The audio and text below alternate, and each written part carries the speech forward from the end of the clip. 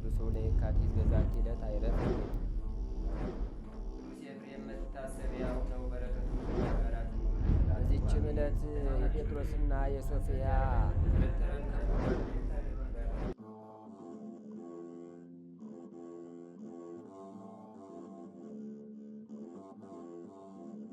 በስማ ወልዶ መንፈስ ቅዱስ አሐዱ አምላክ አመስራ ወሰኒው ለሰኔ በዛቲ ዕለት ተዝካረ በዓሎሙ ለቅዱሳን ወክቡራን ቆዝሞስ ወድምያኖስ ወእሞሙ አወይሁ ወቅዳሴያ ለቤተ ክርስቲያኖሙ አስተርአዮ ተአምራቲሆሙ። አንድ አምላክ በሆነ በአብ በወልድ በመንፈስ ቅዱስ ስም ሰኔ 22 በዚች ቀን የከበሩ ቅዱሳን ቆዝሞስና የድምያኖስ የእናታቸውና የወንድሞቻቸው የበዓላቸው መታሰቢያ ቤተ ክርስቲያናቸውም የከበረችበት ታምራታቸውም የተገለጠበት ነው።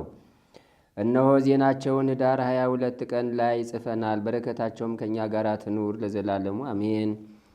ሰላም እብ ለቤቶሙ ቅድስ ዘታንጸት ሎሙ ድኅረ ሀለፈ እልወት ለውሉደ ቴዎድያዳ ሄራን ለቆዝሞስ ሰማየት ስእኑ ሳቀይወቶሙ በወስተው ውእድ ዘቅስት ዋውእዮቶሙ የክህለ ነዳዲ እሳት። በዚችም ዕለት ለመነኮሳት መዘምራቸው ለሆነ ለከበረ እንጦንስ ረድ የነበረ የዋህ ጳውሎስ አረፈ። ይህም ጳውሎስ በረኸኛና እጅግ የዋህ ነበረ። ደምግባቷ ውብ፣ ስጋዋ ግን ክፉ የሆነ ሚስት አገባ። ስራዋ ግን ክፉ የሆነ ሚስት አገባ። ከእርሱም ልጇን ወለደች። በአንዲትም ቀን ከእርሻው በተመለሰ ጊዜ ከሎሌው ጋር ስታመነዝር አገኛት። ባያቸውም ጊዜ ሳቀ። ያንን ሎሌውንም ከልጆቿ ከቤቷና ከንብረቷ ጋር ወሰዳት። እኔ ምንም አላዝንም፣ እግዚአብሔርም ወደ ፈቀደልኝ ይሄዳለሁ አለው። ከዚህም በኋላ ወጥቶ ወደ አባ እንጦንስ ሄዶ የምንኩስና ልብስ ለበሰ። የአባ እንጦንስንም ሥራ ተከተለ። በደውያትና በሰይጣናት ላይ ጸጋና ኃይል እስተሰጠው ድረስ በጾምና በጸሎት ተጋደለ። በአንዲት ዕለትም ጋኔን የያዘውን ሰው ያድነው ዘንድ ወደ አባ እንጦንስ አመጡት። አባ እንጦንስም ይፈውሰው ዘንድ ረዱ ጳውሊን አዘዘው። ጳውሊም ጋኔናሙን ሰው ወስዶ አባቴ እንጦንስ ውጣ ይልሃል አለው። ሰይጣኑ ግን መውጣትን እምቢ አለ። እርሱንም እንጦንስንም ተሳደበ። ጳውሊም ካልወጣህስ ለእንጦንስ እነግረዋለሁ፣ እንደሚቀጣህም ታያለህ አለው። ይህንንም ብሎ በቀትር ጊዜ ወጥቶ ፀሐይ ባጋለው ደንጊያ ላይ ቆሞ ይህ ጋኔን ያደረበት ሰው እስኪድን ድረስ ከዚህ አለት እንዳልወርድ አለና እንዳልወጣ ሕያው እግዚአብሔርን አለ። በዚያም ጊዜ ጋኔኑ ጮኸ። በታላቅ ዘንዶ አምሳልም ከሰውየው ላይ ወጥቶ በኤርትራ ባሕር ውስጥ ገባ። ይህም የዋ ጳውሊ የሰዎችን ሥራ ሁሉ እያየ ስለ ኃጥአን ያለቅስ ነበር፣ ስለ እነርሱም ይማልድ ነበር። በመልካም እርጅና በሰላም አረፈ። ለእግዚአብሔር ምስጋና ይሁን፣ እኛንም በዚህ የዋ ጻድቅ ጸሎት ይማረን፣ በረከቱም ከእኛ ጋር ትኑር ለዘላለሙ አሜን። ሰላም እብ ለጳውሎስ ሊሉ ይምነ ብእሲት ዘማ ሰናይ ተላሂ ቀዊሞ ወአለን በለናሀይ በመልዕልተ ኮኳ እንተ አርአዮ ፀሐይ እስከ እምጋኔን ሃይ ወብእሲ ድውይ። አንድ አምላክ በሆነ በአብ በወልድ በመንፈስ ቅዱስ ስም ሰኔ 23 በዚች ቀን በእስራኤል ሁሉ ላይ የነገሰ የዳዊት ልጅ የሰሎሞን የዕረፍቱ መታሰቢያ ነው። በዚችም ቀን ደግሞ በክብር ባለቤት ክርስቶስ የታመነ አባ ኖብ አረፈ። በዚችም ዕለት የሰማዕታት መርቆሬዎስ፣ ቶማስ፣ ፊልጶስ፣ ማቴዎ መታሰቢያቸው ነው። በረከታቸውም ከእኛ ጋር ትኑር ለዘላለሙ አሜን። ዛቅረብኩማ ሂሌታ ዘኪርያ ይላፈም ለተጸምዱ ከዘልፈ ለላ አነብ ተወከፍ ዘንዴት የመጽሐፈን ተረሰይ ከግዚኦ ጸሪቀ መበለት ውኩፈ ምላቡ ላን ዘተርፈ ነቢያት ቅዱሳን ወሐዋርያት ሰባኪያን ሰማዕታት ወጻድቃን ወመላእክት ትጉሃን ደናግል አድዩ መነኮሳት ሄራን ባርኮ ጉባኤ ዛቲ መካን እስከ አረጋዊ ሊቆኑስ ሕፃን ለዘ ጸሐፎ በክርታስ ወለዛ ጻፎን ዘይደርስ ወለዛ አንብቦ ወለዘ ተርጎሞ በልሳን አዲስ ወለዘ ሰማ ቃሎ በዝነ መንፈስ በጸሎተሙ ማርያም አራቂተ ኩሉም ባይ ስቡረ መሐረነ ኢየሱስ ክርስቶስ።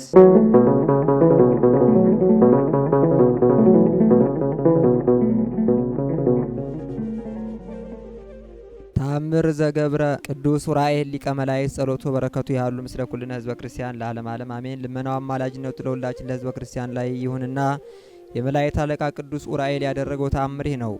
ከምዕራብ ወይም ከአረብ ሀገር የመጣች አንዲት ሴት ነበረች። ይህችም ሴት ልጅ የሌላት መካን ነበረች። ይህ የወራት ግዳጇ በየጊዜው እያስጨነቃትና እየጎረፈ እየወረደ ሰውነቷን ያደክማት ነበር። ከዕለታት በአንደኛው ቀን ወደ ቅዱስ ዑራኤል ቤተ ክርስቲያን ዘንድ ሂዳ በብዙ በማልቀስ ስትጸልይ ከአጸደ ቤተ ክርስቲያኑ ውጭ ቆመች።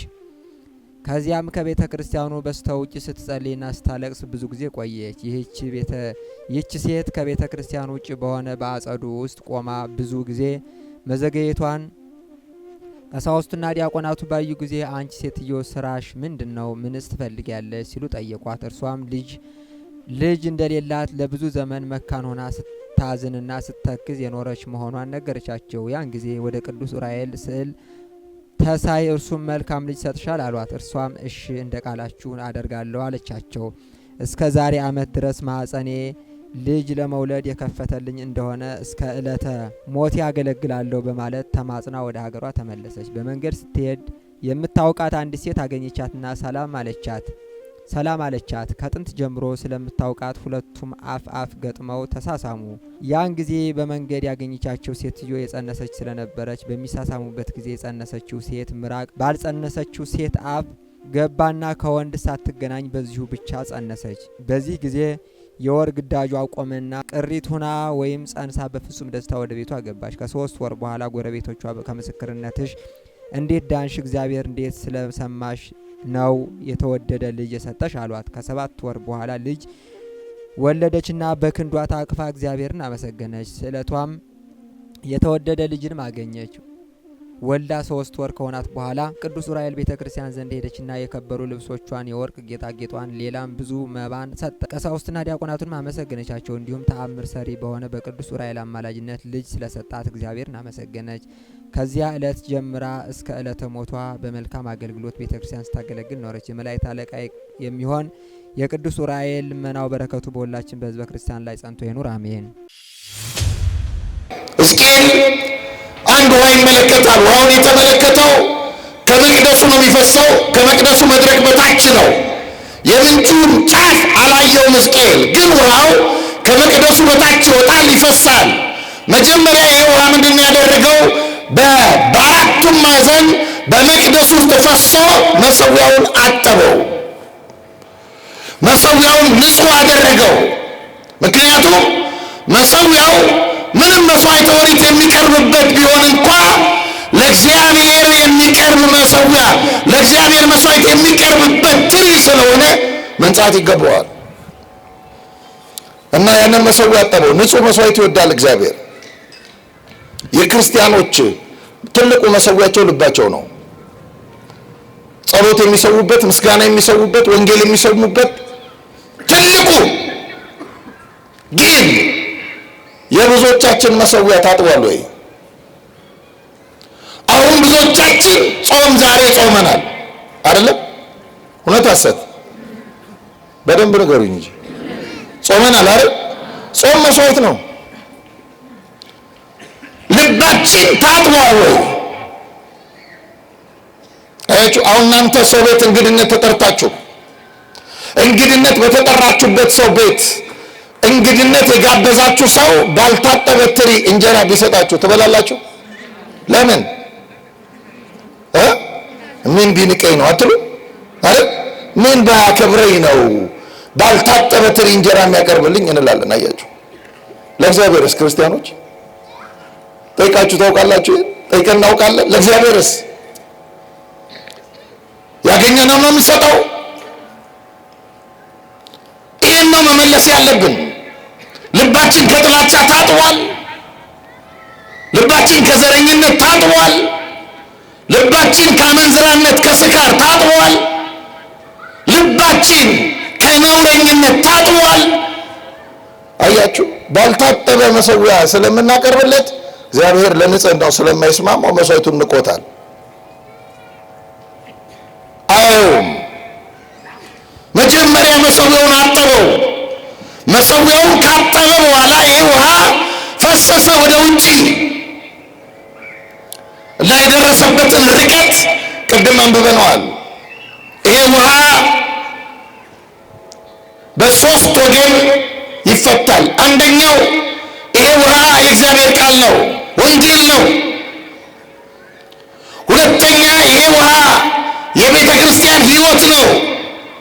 ሶስተኛ ይሄ ውሃ የእግዚአብሔር ጸጋ ነው። እነዚህን ሶስት ነገሮች ነው የምናይበት። ሕዝቅኤል ውሃው ተስማምቶታል። ውሃው ከፈሰሰ በኋላ ሰውየው ገመዱን ላከልኝ ነው የሚለው። ሰውየው የሚለው መልአኩን ነው። በሰው መልክ ስለተገለጠለት፣ በረዳት ጓደኛ መልክ ስለመጣለት እና የሚልክለት ገመድ አለ። ሕዝቅኤል ውሃው ከየት እንደፈሰሰ ካየ በኋላ ወደ ውሃው ለመግባት አልፈራም። ምክንያቱም ውሃው ንጹህ ነው። ውሃው የት እንደሚያደርሰው አውቋል። አያችሁ ክርስቲያኖች፣ የምንጠጣውን ውሃ እንመርጣለን። ብዙዎቻችን ለጥማችን እርካታ ውሃ ስለመጠጣት ወደ ታንከራችን ተጠግተን በብርጭቆ ከቀዳነው በኋላ ዘን ብለን አንጠጣውም። ውሃው ንጹህ መሆኑን እናረጋግጣለን። እውነት ሐሰት? ለምንድን ነው ንጹህ መሆኑን የምናረጋግጠው? ባክቴሪያ ይኖረዋል። ስለዚህ ነፍሳት ውስጡ ካሉበት ለባክቴሪያ እንዳረጋለን። ባክቴሪያ ለበሽታ፣ በሽታ ለሞት። የሚገርመው ግን ለነፍሳችን የምንጠጣውን አንመርጥም። ለስጋችን እርካታ የምንጠጣው ውሃ የምንጠነቀቅለትን ያክል ወራጁን ሁሉ ነው እየጠጣን ያለ ነው።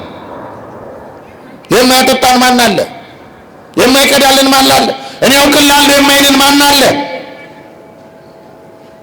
አያችሁ፣ ለነፍሳችን የምንጠጣውን መምረጥ አለብን። በየመንገዱ ወራጅ ውሃ የያዙ ውሃ ነው ግን ወራጅ ነው። ውሃ ነው ግን የደፈረሰ ነው። ክርስቲያን መርጦ ይጠጣል። ክርስቲያን መርጦ ይበላል። ያገኘውን አያግበሰብስም። ክርስቲያን የክርስቶስ አካል ነው። በማስተዋል የሚራመድ ነው። የሚያየውን ይመርጣል፣ የሚሰማውን ይመርጣል፣ የሚቀበለውን ይመርጣል። ያገኘውን አይቀበልም። ውሃው ንጹህ ነው። መቅደሱ ራሱ ክርስቶስ ነው። ይሄ ውሃ ከክርስቶስ ጎን የፈለቀ ውሃ ነው። ቤተ ክርስቲያን የተቀበለችው ውሃ ከክርስቶስ ጎን የፈለቀ ንጹህ፣ የማይደፈርስ መዳረሻው የሚታወቅ ውሃ ነው። የውሃው መነሻ ስፍራ ከመቅደሱ መድረክ በታች እንደሚወጣ ነገረን እንጂ ሕዝቅኤል የውሃውን ጫፍ ግን ምንጯ የፈለቀችበትን አልደረሰም። ይሄ ክርስቲያኖች የቤተ ክርስቲያን ምስጢራዊ ሕይወት ነው። የክርስቲያኖች ሕይወት ነው። ክርስቲያን ምስጢር ነው። ለተገኘ የሚጨበጥ አይደለም። ክርስቲያን ላገኘው የሚጨበጥ አይደለም። እኔ አሁን ትላንትና ወደ አንድ ክፍለ ሀገር ወጣ ነበር። በጣም የሚገርመው እዚህ መካኒሳ አካባቢ ከቤቴ መጥቼ ሌሊት 10 ሰዓት አካባቢ ነው የደረስኩት። 10 ሰዓት አካባቢ እዚህ ሚካኤል አካባቢ መካኒሳ ስደርስ የተደረደረ አውቶቡስ ብዛት አጠይቁኝ። በጣም የሚገርመው ብዙ ሴቶች ልጆቻቸውን ሕፃናቱን ሳይቀር ከጀሪካን ጋር ተሰልፈው ልጆቻቸውን ይዘው መኪና ውስጥ ይገባሉ። የሚገርመው የት ነው የምትሄዱት? የሆነች ምናምን የሆነ ስም ይጠራል፣ የሆነ ቤተክርስቲያን ገዳም። ለምንድን ነው የምትሄዱት? አያውቁትም። በሰንበት አያስቀድሱም። ሰው ነፍሱ አላረፈም። በጉዞ ሰበብ እንኳን ሳይቀር ድፍረስ ነው የምንጠጣው። ለማንም ነው የተያዝነው። ቅዱስ ጳውሎስ ግን ምን ይላል? በዚህ በቆላስይስ መልእክቱ ምዕራፍ 3 ቁጥር 3 ላይ እንደምናነበው የክርስቲያኖች ሕይወት እንዲህ ይላል፣ እኛ ለሕይወታችን በእግዚአብሔር ከክርስቶስ ጋር ተሰውሯል። መንገደኛ የማያገኘው ነው። ቤተ ክርስቲያን ብቻ የምትጠቀምበት ነው። የብዙዎቻችን ጆሮዎች የሚከፈቱት ለባዕዳን ነው። ቤተ ክርስቲያን ከምትናገረው ይልቅ አንድ የሆነ ማናውቀው ሰው የተናገረው ጆሮአችን ውስጥ እያቃጨለብን ይኖራል። ሕዝቅኤል የሚያሳየን ይሄን ነው። የመዳረሻችንን መንገድ ማወቅ፣ የጀመርነውን ሕይወት ማወቅ። ይሄ ውሃ መጀመሪያ መሠዊያውን አጠበ፣ መቅደሱን። ከክርስቶስ የተገኘው ትምህርት፣ ሐዋርያት የተቀበሉት ትምህርት መጀመሪያ ራሳቸው ሐዋርያትን ካነጻቸው በኋላ፣ ራሳቸው ሐዋርያትን ካጠባቸው በኋላ ከዚያ በኋላ ሌላውን ወደ ማጠብ እንዲወጡ። ይሄ ነው መጀመሪያ። ይሄ ውሃ ሲነሳ እንደ ኩሬ ነው፣ በኋላ ግን ባህር የፈወሰ ነው። ይገርማል።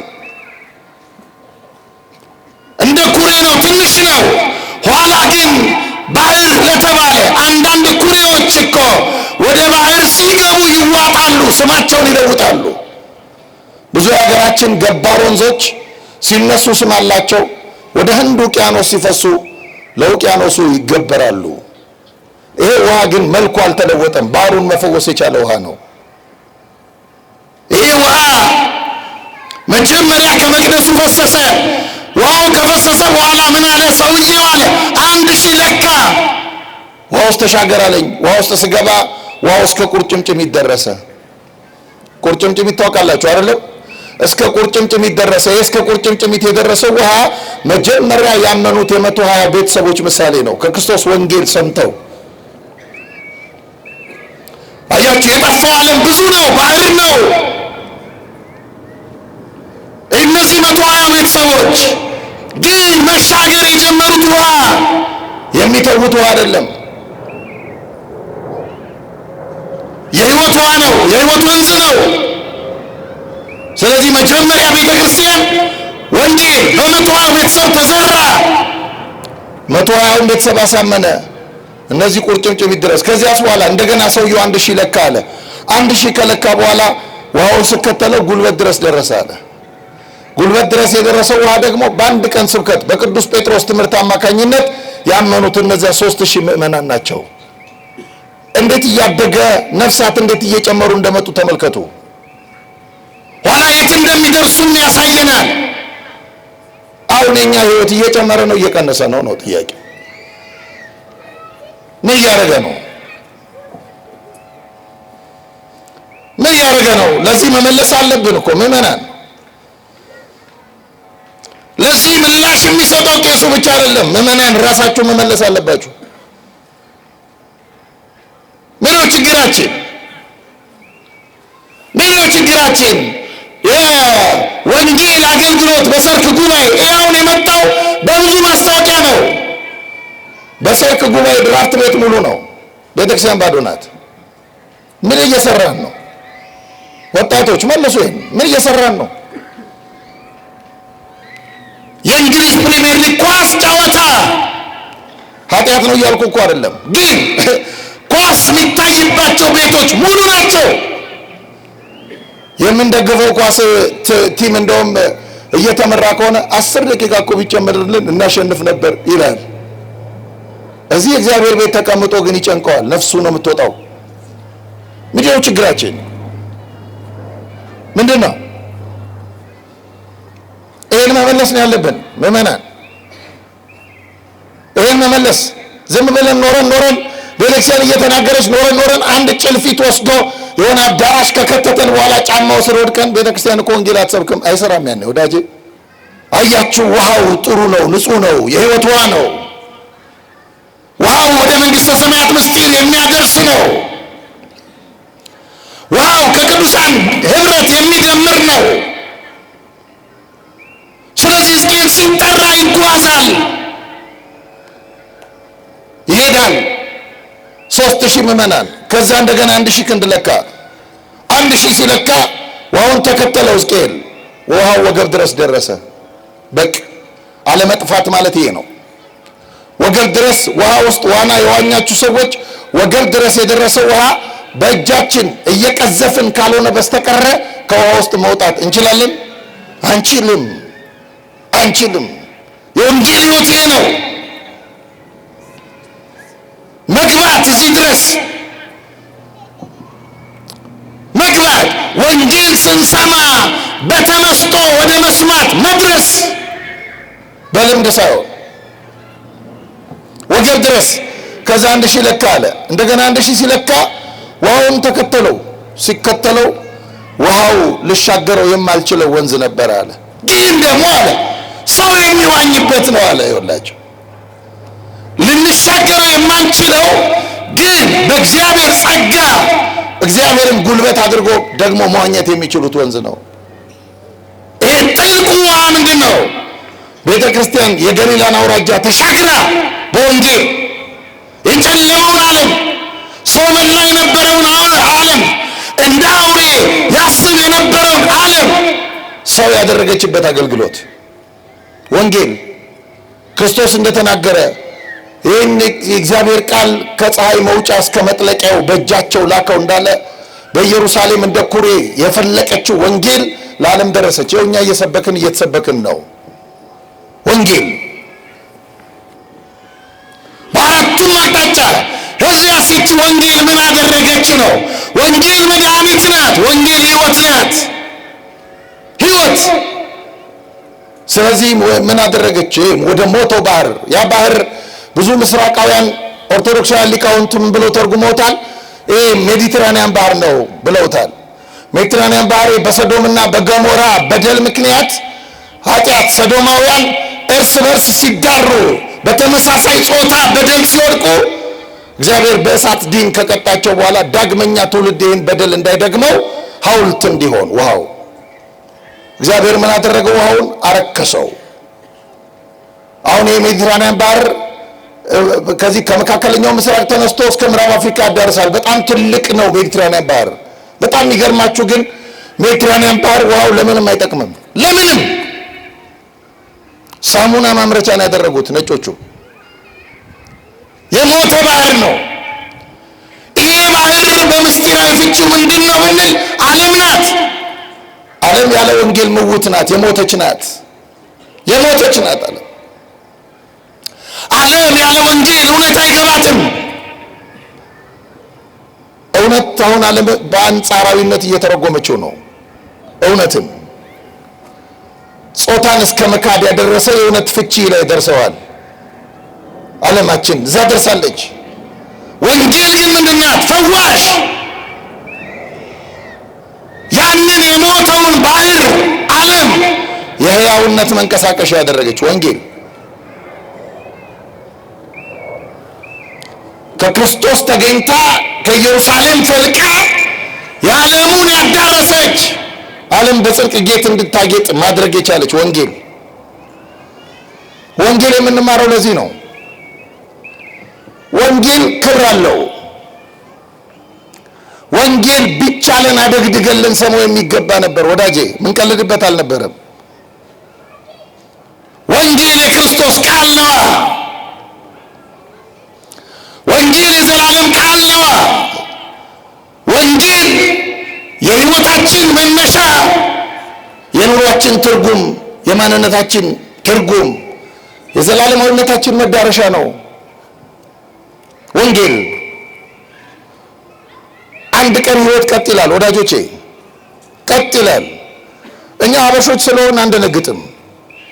አበሾች ስለሆን ሁሉንም ነገር እንላመዳለን። ምንደነግጠው የዕለት ዕለት የሰማለት ብቻ ነው። አንድ ጉዳይ ኮሮና ሲመጣ ልክ ኮሮና የገባ ቀን በሙሉ ፋርማሲዎች አልኮል አለቀ። በአንድ ሰው ተሰልፎ የሰማለ ዜና ኢትዮጵያ ገባ ሲባል በጣም ይገርመው። ግን ሳምንት ሳይሞላው መጋፋት ጀመረ። ተው የመሬት መንቀጥቀጡን አየነው። ያስደነገጠን የሆነ ጊዜ ነው። ከዛ ለምር ነው ወዳጆቼ። በጣም የሚገርማችሁ እዚህ ቱርክ ውስጥ በመሬት መንቀጥቀጥ የዛሬ ዓመት ምናምን አካባቢ በጣም ብዙ ሰው አልቋል። እና አንድ አከራይ በጣም የሚገርመኝ ታሪክ አንብቤያለሁ። አንድ አከራይ ቤቱን ማለት ነው ለተከራይ ሄደና ከነገ ጀምሮ ይሄን ያህል ብር እንድትጨምርልኝ፣ ካልጨመርክልኝ እዚህ ትመኖር አልችልም፣ ውጣ። አይ ይሄን ያህል ብር መጨመር አልችልም አለው። ትጨምራለህ? አልችልም፣ ከአቅሜ በላይ ነው። ከአቅሜ በላይ ከሆነ ልቀቅ፣ ቤቱን ነገ እንድትለቅልኝ አለው። ነገ ለሌላ ሰው አከራየዋለሁ አለው። ሌሊት የመሬት መንቀጥቀጡ መጣና ንብረታቸውን እንዳልነበር አደረገው። ብዙ ሰዎች አጠፋና ሁለቱ ግን እንደ ድል ተረፉ። እና የሰውየውን ቤት የለም፣ ተርፈው ቁጭ ብሎ ማውራት ጀመሩ። አያችሁ ዓለም እንዲህ ናት። አየህ ወዳጄ፣ እንዲህ ናት ዓለም። የቱ ጋር ሕይወት ቀጥ እንደሚል አይታወቅም። ስለዚህ አንተ እድሜ ገና ነው ምናምን ብለህ በሕይወት ልትቀልድበት አይገባም። ወንጌል ከወንጌል ጋር መኖር፣ ቤተክርስቲያን ስታስተምር ለመስዋዕት መምጣት። አሁን ይሄ ነው የጎደልን። መፈወስ ያቃተን ለዚህ ነው። ብዙዎቻችን ኦርቶዶክሳዊ ትምህርት አይገባንም በቀላል። ለምን? ጠያቂዎች ነን። በየዓመቱ ኦርቶዶክሳውያን እንደ ትልቅ ጥያቄ እንኳን ቢጠይቁ ጥሩ ነው። በየዓመቱ የሚጠይቁት ምንድን ነው መሰላችሁ? አብረው እየኖሩ እስቲ ማርያም አማላጅ ናት የሚል ጥቅስ ፈልጉልኝ የሚሉ ኦርቶዶክሶች ብዙ ናቸው። አብረው እየኖሩ በየዓመቱ አሳ ይበላል አይበላም የሚል ጥያቄ እየጠየቁ የሚኖሩ ብዙ ናቸው። በየዓመቱ ምንድነው አያችሁ? ምንድነው ብትሉ ገና ቁርጭምጭሚት ጋር ነን። ገና ውሃው ከፍ አላደረገንም። የወንጌል ዕውቀታችን አላደገም። የነገር ሃይማኖት ትምህርታችን አላደገም። ገና ቁርጭምጭሚት ጋር ነን። እግዚአብሔር ያሳድገን። ማደግ አለብን ክርስቲያኖች። ማደግ የምንሰማውን ማስታወስ። ለምንድን ነው በጣም ብዙ ወጣቶች ቅድም ብያቸዋለሁ በሰንበተ ክርስቲያን ይሄ ውሃ የእግዚአብሔር ጸጋ ነው ብያቸዋለሁ። ሰው ማደግ አለበት ወደ ላይ ብያቸዋለሁ። በጣም የሚገርመው ብዙ ወጣቶች በሰንበተ ክርስቲያን እንቅልፋቸው ለጥ ብሎ ለ3 ሩብ ጉዳይ ድረስ እውነት ሐሰት ንገሩኝ። ጠበሉ ጋር ሄዳሉ። መቅደሱ ጋር ምን እንዳለ አያውቁም። ስለዚህ ህይወታቸውን እዚያ ጋር ስላጣበቁት አንድ ፓስተር ሲያገኛቸው ቤተክርስቲያን ያቺ ትመስላቸዋለች። ያቺ ደግሞ ምንድን ነው የሚያደርጉት?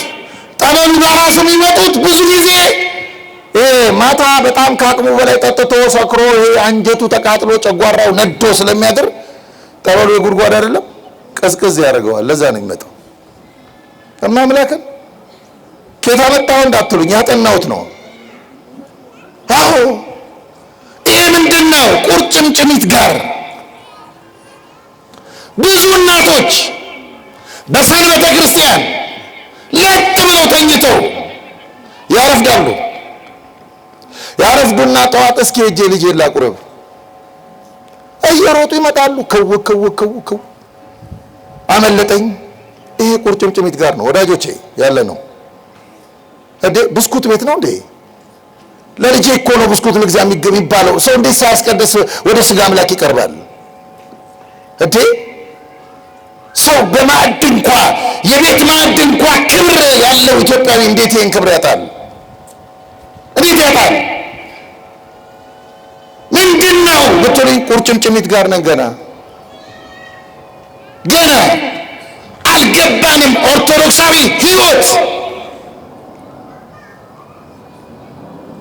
ጉዞ አለው። መጨረሻ ላይ ያሳያቸዋለሁ አለው ጉዞ። የጀመርነው ጉዞ የሚቆም አይደለም። ብዙዎቻችን እዚያ ጋር ነን። በሃይማኖት ዕውቀት ቅድም ነግሬያቸዋለሁ። እዚያ ጋር ነን። ምንም የማያውቅ ደናቁርት ነው የሚጫወቱብን እዚህ ቲክቶክ ላይ ምኑ ላይ ምንም የማያውቁ። ምክንያቱም በቃ ኃይሌ ከዳን ስለሆንን ለነሱ ምን ይፈልጋሉ? እኛ እኮ ኃይል አጠገብ ሆነን ኃይል ግን የለንም። ልብሳችን እግዚአብሔር አጠገብ ቆመን ራቁታችንን ነን። በራሳችን ወንጌል የምንደበደብ ነን። በራሳችን ለምን? ቁርጭምጭሚት ጋር ነና። እንኳን ለሌላ ምን ሰጠው እኛን የሚያጸና አይደለም ያለንበት ሁኔታ። ሁለተኛው ግን ጉልበት ነው። አያችሁ ውሃ ወደ ጉልበት ደረሰ። ጉልበት ድረስ የደረሰው ውሃ አንደኛ ቢያንስ ማስቀደስ የለመደ ክርስቲያን እንደው ባይቆርብ እንኳን ማስቀደስ ሲያስቀድስ ነው የሚናፍቀው መቁረብ። እዚያ ጋር የደረሰ ቢያንስ በነገር ሃይማኖት ዕውቀት ቢያንስ 5ቱን አዕማደ ምስጢራት የተረዳ ክርስቲያን የሚያመልከውን አምላክ እናንተ ጊዮርጊስን ታመልካላችሁ ሚካኤልን ታመልካላችሁ እያሉ የሚሰድቡን እነሱ ዝም ብሎ አፋቸውን ስለከፈቱት ብቻ መሰላችሁ? ዝም ብሎ መሰላችሁ? የእኛን ዕውቀት ልክ ስለሚያውቁት ነው። የእኛን ዕውቀት ያውቁታል። አለየንም። የምናመልከውን አምላክ ቤተ ክርስቲያን የምታመልከውን አምላክ አለየንም። ብዙዎቻችን አለየንም። ገና ቁርጭምጭሚት ጋር ነን። ውሃው ግን ጥልቅ ነው። እስቲ ውሃው ጥልቅ ነው በሉ። አዎ ጥልቅ ነው። ወደ ጥልቁ ነው ውሃ ምን ሄደው። ከዚያስ ውሃውን 1000 ነካ፣ ወገብ ድረስ ደረሰ። በቃ ይሄ ደግሞ ቤተክርስቲያንን መዋሃድ የጀመረ ሰውነት አያችሁ። ቤተክርስቲያን የምትሰዋው የሚበላ ቤተክርስቲያን የምትቀዳው ደመ ክርስቶስ የሚጠጣ ከክርስቶስ ጋር የተዋሃደ ይሄ ነው። በነገር ሃይማኖት እውቀት ቢያንስ ካህኑ የሚያውቀውን ያክል ማወቅ የቻለ መረዳት የቻለ ቢያንስ አያችሁ። እዚያ ጋር ስንደርስ ምን ይገባናል መሰላችሁ? ቤተ ክርስቲያን ከንባብ ያለፈች እንደሆነ። አሁን ብዙዎቹ አይታችኋቸዋል። ሌሎቹን የእምነት ተቋማት ብትመለከቷቸው በጥቅስ ነው የሚያብራሩት ክርስቶስን። የእኛ ቤተ ክርስቲያን እኮ ክርስቶስን ለበሰችው ወዳጅ። በጥቅስ የምታነበው አይደለም። እንዲህ አለ እኮ ክርስቶስ እውነት ነው። ጲላጦስ ፊት ቆመ ክርስቶስ ስለ እውነት ልመሰክር ለዚህ ተወልጃለሁ ሲለው እውነት ምንድን ነው አለ ጲላጦስ። አልመለሰለትም። እውነትን እዚህ ማቴዎስ ምናምን ጋር ሄዳ አንብብ አላለው ወዳጄ። እውነትማ ስጋ ለብሶ ፊቱ ቆሞ የለ እንዴ? የሚጠቀስ እኮ አይደል። ቤተክርስቲያን እኮ ለበሰችው ክርስቶስን ወዳጄ፣ ተዋሃደችው እኮ። በጥቅስ ሰው የምታብራራው በህይወት ነው የምታጉመው። ክርስቶስ የሚታይባቸውን ቅዱሳን በማፍለቅ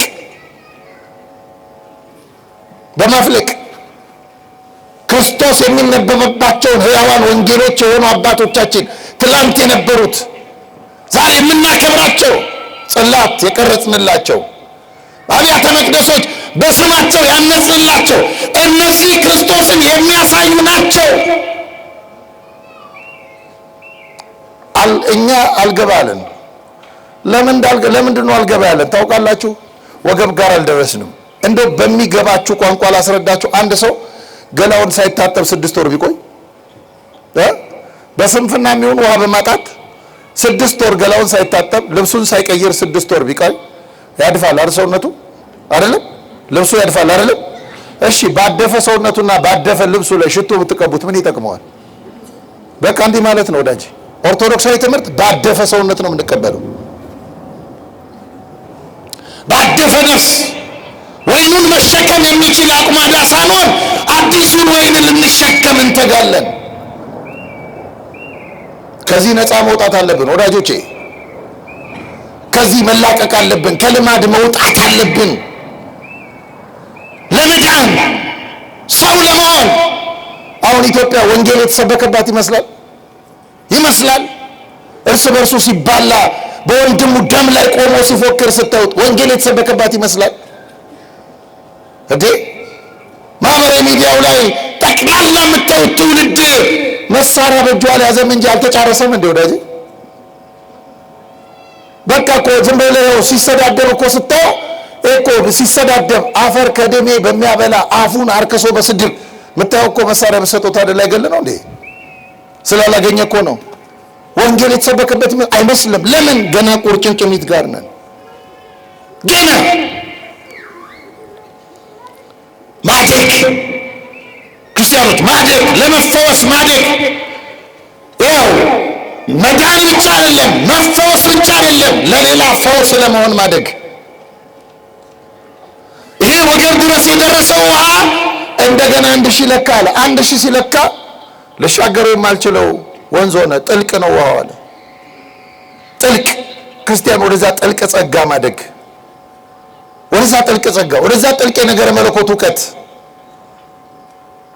እግዚአብሔርን ወደ ማየት ማደግ። እኛ እኮ ገና ስነ ምግባር እንኳን አልገባንም። ሙሴ አባታችን ወደዚህ ወደ ሲና ተራራ ሲወጣ ባለፈው ጊዜ አስታውሳለሁ። እዚሁ መጥቼ እግዚአብሔርን ስለማወቅ አስተምሬያለሁ። ገብርኤል አንድ ቀን ጠዋት አንስተነዋል በሌላ ትርጉም።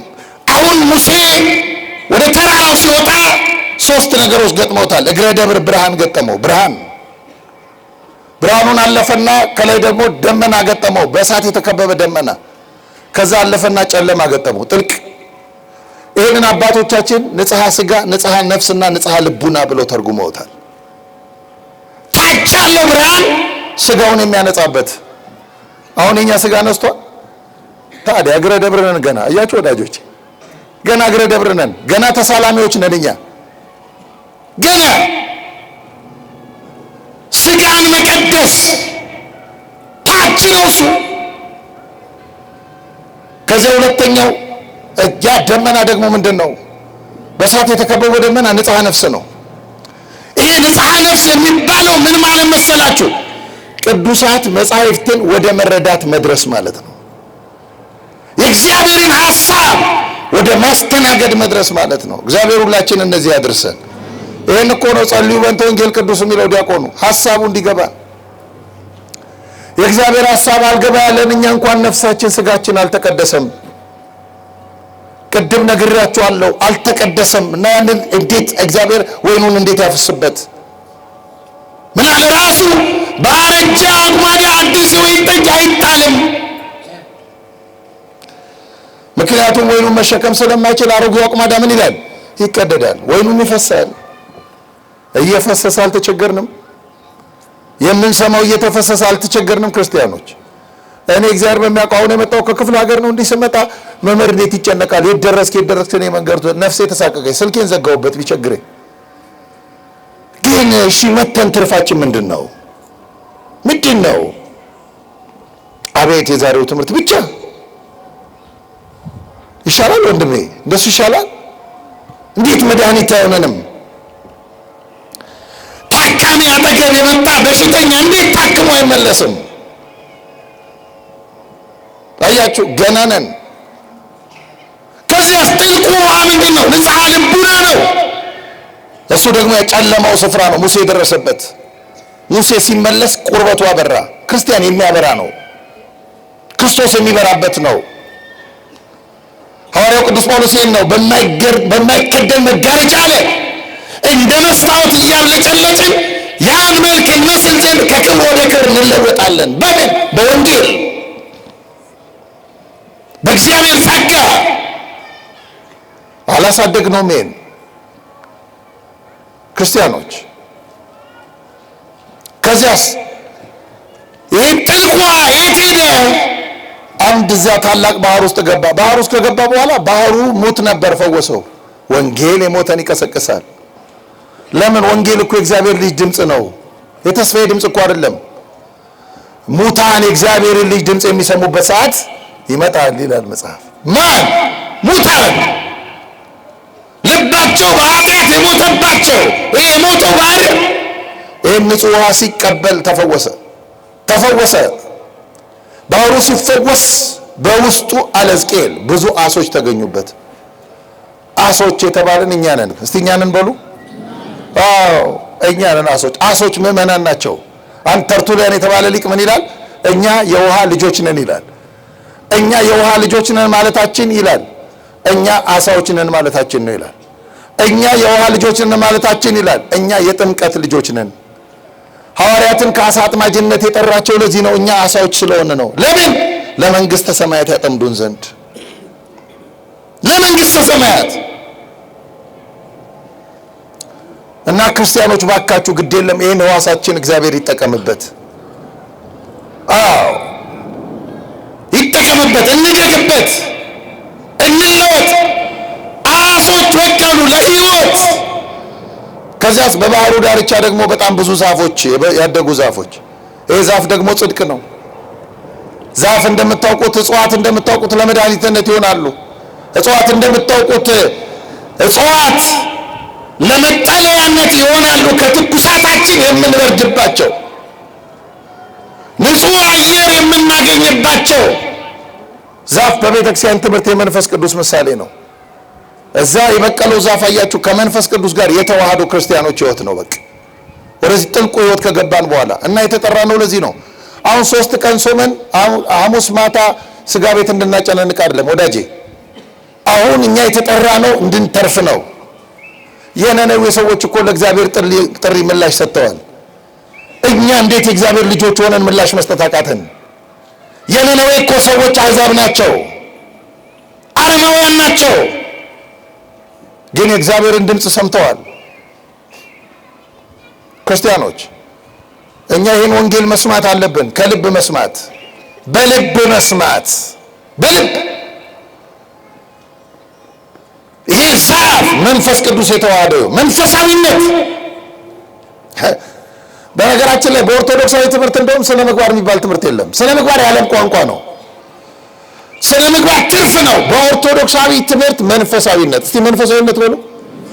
መንፈሳዊ ሰው ክፉን ስራ አይደለም፣ የበጎ ስራ ምሳሌ ነው፣ ምልክት ነው የሚሆነው። ይህን ተዋትቶ የሚባል አይደለም መንፈሳዊ ሰው። አባቶቻችን ከዚህ የተሻገሩ ከህግ በላይ ናቸው። ቅዱስ ጳውሎስ ከህግ በላይ ብሎ የሚገልጻቸው እነዚህን ነው። እስቲ ዝም ብላችሁ አስቡት። ለአቡነ ገብረ መንፈስ ቅዱስ አሁን ለአቡነ ገብረ መንፈስ ቅዱስ የጾም ህግ ይሰራላቸዋል ቢባል አያስቅም? እህል እኮ ሳይበሉ የኖሩ ናቸው። አልፈውታል። ይህን ህግ የሚሰራው ለኛ ነው። መብላት ለምንወደው ለኛ እዴ አትግደል የሚለውን ህግ እስቲ ለቅዱስ እስጢፋኖስ ሲጠቀስለት አስቡ። በድንጋይ የሚወግሩትን ይቅር በላቸው እያለ አለፈ እኮ ህጉን። ክርስትና ይሄ ነው ማለፍ። ከክፉ ስራ ጋር መተባበር አይደለም ጭራሽ። ክፉ ስራን ከመጠየፍ አልፎ ደጉን ስራ እንኳን በዕለት ተዕለት ህይወት ማድረግ ነው ክርስትና። እንዲህ ይላል ቅዱስ ነቢየ እግዚአብሔር ኢሳይያስ በትንቢተ ኢሳይያስ ምዕራፍ 61 ላይ ምን ይላል መሰላችሁ? እግዚአብሔር ለክብሩ የተከላቸው ዛፎች ናቸው ይላል። እንደነዚህ ያሉ ሰዎችን ለምኑ ማን? እግዚአብሔር። የክብሩ ፍሬ ነው ካንተ የሚታየው፣ የህይወት ፍሬ ነው። እዚያ ጋር መድረስ፣ ወደዛ ጥልቅ መምጣት እና ክርስቲያኖች ዛሬ ስትወጡ ይህን ጠይቃችሁት፣ እግዚአብሔር ሆይ በቃ ዛሬ በሰማሁት የህይወት ቃል ዓለምን እንዳሸንፋት አግዘኝ እባክህ። ዓለም አደከመችኝ፣ እንደ ሸንኮራ መጣት አለችኝ፣ ርካሽ ማንነቷን አራገፈችብኝ። በዚህ ህይወቷ ለውጠኝ በሉት። እግዚአብሔርን ለውጠኝ፣ አሳድገኝ፣ ልደግ፣ ለዓለም ፈውስ እንደሆነ እርዳኝ። ክፎች በሰለጠኑበት ዓለም የጽድቅ ዛፎኝ እንድታይ እርዳኝ በሉት እግዚአብሔርን። ከአሕዛብ ጋር የተመሳሰለ ህይወት እንዳለን እስከ መቼ ክርስቶሳውያን እንባላለን? በዚህ ክርስቲያኖች እንዴት እንባላለን እንዴ? እኛ ሰክረን፣ በጥላቻ ሰክረን፣ በኃጢአት ሰክረን እንዴት ክርስቶስ ይታይብናል? ክርስቲያኖች እንዴት አሁንም በየቀኑ የምንገስመው የጦርነት ነጋሲ ነው፣ እንትን ነው፣ ደወል ነው የምናሰማው። እንዴት ክርስቶስ ይታይብናል በዚህ መንገድ? ክርስቲያኖች ወደዚህ ጥልቅ እንግባ እንጂ ወደ ህይወት አንድ ነገር ነግሬያችሁ ላብቃ ትምህርቴን ባልቅም። መስቀል፣ እስቲ መስቀል በሉ። አሁን መስቀልን ካህናት እጅ ታዩታላችሁ አይደለም? ተሳለሙታላችሁ አይደለም? አሁን መስቀል ጥሩ ነው፣ እንሳለመዋለን፣ እናየዋለን። ግን ብዙዎቻችን መስቀልን የምናየው መስቀል ቅርጹን ብቻ ነው የምናየው። ቅርጹን አሁን ባለፈው ጊዜ እንኳን በነበረው ክርክር እኔ ሳይነበረው ነገር ድንቅ እያለኝ ሰው መስቀልን በቃ በዚህ ደረጃ ብቻ ነው እስካሁን የተረዳው። ለካ ገና ቁርጭምጭሚት ላይ ነን። የሚያሳዝን ነው ብያለሁ በእውነት። ግን መስቀል ሰውነት የገዘፈበት ነው። መስቀል የክርስቲያኖች የህይወት ጉዞ ነው። ክርስቶስ መከራችንን የተሸከመበት ብቻ አይደለም፣ መለኮታዊ ግብዣ ያደረገበት ነው። መስቀላችን እንድንሸከምኛ መስቀል ምንድን ነው? መስቀል እግሩ የክርስቶስ እግር ያረፈበት አለ። እስቲ የክርስቶስ እግር በሉ። አዎ፣ እነዛ እግሮቹ የተቸነከሩበት ቦታ ምን መሰላችሁ? ጥምቀት ነው። አንድ ሰው በ40 እና በ80 ቀኑ ሲጠመቅ ቤተ ክርስቲያን ወደ ክርስቶስ እግር አስጠግተዋለች። እግሩ ጋር ግን ብቻ አይበቃም፣ የክርስቶስ ጉልበቱ ያረፈበት አለ። ይሄ የኦርቶዶክሳውያን አበው ትርጉም ነው። የክርስቶስ ጉልበቱ ያረፈበት ቦታ ደግሞ ሜሮን ነው። ሕፃናቶቻችሁ ስታስጠምቁ እናንተም ተጠምቃችኋል። ከጥምቀት በኋላ ምን ይቀባሉ? አቤት ነገሩኝ። ሜሮን ሴሪሞኒ እኮ አይደለም። ሜሮን ስትቀባ ቤተክርስቲያን ወደ ክርስቶስ ጉልበት አስጠጋችን ማለት ነው። እሺ አስጠምቃችሁ ሜሮን ተቀብተው ወደ ቤት ነው የምትሄዱት ነው? መጠይቃችሁ እኮ እንዲገባችሁ ነው ትምህርቱ እንጂ ተናግሬ መውረቅ ቀላል ነው ነው። ወዴት ነው የምትሄዱት? ወደ መቅደስ። ምን ልታረጉ? ቅዱስ ሥጋውን ክቡር ደሙን ልታቆርቡ አይደለም? እሱ ደግሞ የክርስቶስ ደረት ነው። ክርስቶስ ለንጊኖስ የወጋው ነው። ታውቃላችሁ? ስንቆርብ ወደ ክርስቶስ ደረት ተጠጋን አለን። አሁን ደረቱ ጋኛ ማን ደረት ጋር ነው ያለው? አንተ ወዳጅ የት ነው ያለ ነው? ደረት። ይሄ ብቻ አይደለም፣ የክርስቶስ ቀኝ እጁ ያረፈበት አለ ችንካር። ይሄ ክርስቶስ የቀኝ እጁ ችንካር ንስሐ ነው። ምስጢረ ንስሐ። ክርስቲያን ቶሎ ሲወድቅ ወደ መስቀሉ ቤተሰብ ይመጣል። ቶሎ በቀኝ የተሰቀለውን ታስታውሱት የለም? ወንበዴው ምን አለ? አቤቱ በመንግስትህ አስበኝ። በቃ ደከመኝ፣ አስበኝ። ዮም ትሄሉ ምስሌ ውስተ ገነት። ዛሬ ነው እንጂ አለው ክርስቶስ።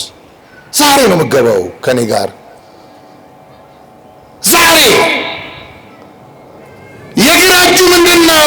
ችንካር ቀንዲል ነው። ቅባ ቅዱስ የምትሉ ዲፕሬሽን ሲሰማ ወዳጅ፣ ጭንቀት ሲሰማ ኦርቶዶክሳዊ ላይፍ እኮ ኦርቶዶክሳዊ ህይወት በደንብ ቢገባል ሳይካትሪስት አይጫወትብንም። ለመንፈስ ጭንቀት ተይዞ የስነ ልቡና ምናምን ፈረንጅ ያነበበውን ይቃዥላቸዋል። ኦርቶዶክሳውያን አንደኛ ለድብርት አይጋለጡም። ክርስቶስ ከእነርሱ ጋር ነው።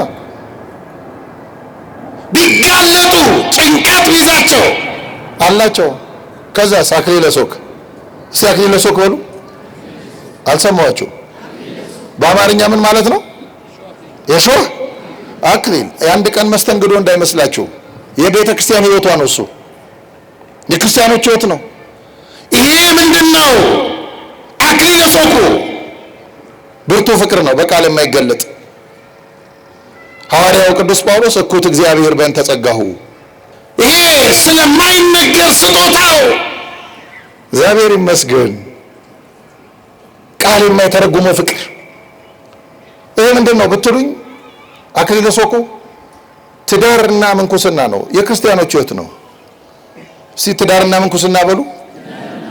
ሁለቱም በክርስቶስ ፍቅር የሚታዩ ናቸው። እዚህ ጋር ሲደርስ ሰው አሁን ኦርቶዶክሳውያን ማህበራዊ ሚዲያ ላይ ላየችው ትዳራቸውን ፈተው እንደ ተራበ ነፍስ ተቀላውጠው ፓስተር ሊያስታርቃቸው ተቀምጦ አላየንም? ይሄ አያቆስልም? አያቆስልም? አያምም?